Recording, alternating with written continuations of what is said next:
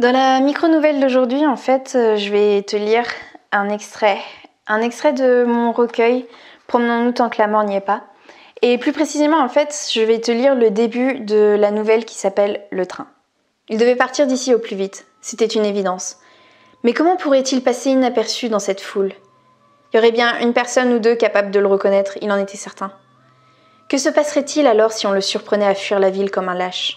En vérité, il s'en moquait bien de ce qui pouvait lui arriver si on l'attrapait. Ce qui était sûr, c'était qu'il serait exécuté sans procès s'il restait. Il n'y avait aucun doute là-dessus. Ce qu'il avait fait était trop grave pour qu'on lui pardonne, et les ennemis s'en moquaient bien qu'il n'ait fait que suivre les ordres. Eux verraient avant tout les mains qui avaient effectué le crime, pas le cerveau qui l'avait imaginé. Qu'avait-il fait ?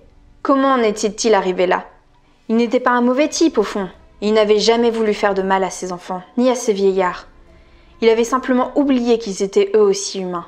Il ne les avait vus plus que comme les ennemis de la nation, de la vermine qui venait les menacer. Alors il avait réagi, comme on le fait quand notre maison est infestée de fourmis. On attaque et on extermine les intrus. Oui, mais voilà, il avait oublié que ces intrus étaient eux aussi des humains faits de chair et de sang. À force d'entendre le gouvernement parler de cette menace, de ce danger qui planait au-dessus d'eux, il avait fini par y croire. Il pensait réellement effectuer un acte patriote lorsqu'il... Et puis c'était allé si vite. C'était la première fois de sa vie qu'il s'était senti utile, qu'on le félicitait pour son travail. C'était presque comme s'il était né pour ça. Non, c'était exactement la sensation qu'il avait eue. C'était son destin. Alors comment voulez-vous aller contre votre destin ?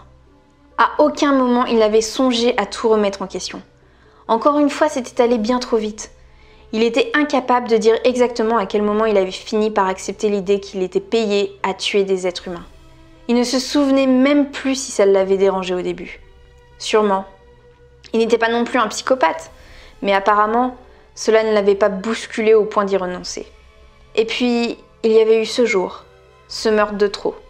Ou était-ce l'éclat d'une bombe trop près de lui qui l'avait tiré de ce sommeil éveillé ? Il ne savait pas très bien, mais quelque chose s'était alarmé en lui. Une voix avait hurlé d'effroi, des yeux avaient vu pour la première fois l'atrocité de ses actes.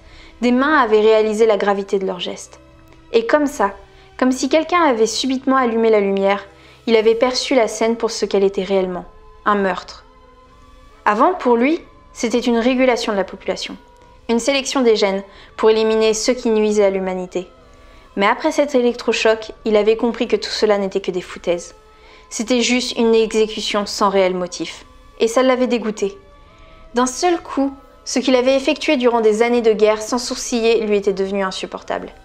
Il avait ressenti en un claquement de doigts l'addition de la culpabilité de tous ses crimes, et cela avait été violent. Il n'avait pas hésité une seconde à prendre sa valise et à courir vers la gare. Il n'avait plus qu'une idée en tête, partir loin et ne jamais effectuer ses gestes. C'était trop tard maintenant, jamais il n'accepterait sa démission. La fuite était la seule solution. Il allait partir loin, s'inventer une nouvelle identité et il serait bon. Oh oui, il serait si bon qu'il rachèterait tous ses péchés avant sa mort. Ou au moins le plus possible.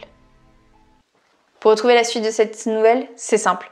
T'as juste à aller en barre d'infos et t'as le lien de mon site internet où tu peux trouver mon recueil « Promenons-nous tant que la mort n'y est pas ».